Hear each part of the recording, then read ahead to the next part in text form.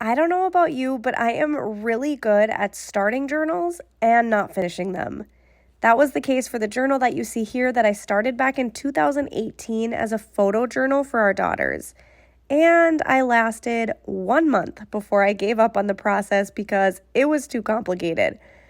I was sending pictures from my phone to my computer, resizing them into a document, waiting until I had enough to fill a page before printing, followed by cutting and pasting all of the pictures into the journal. It was not bringing me joy.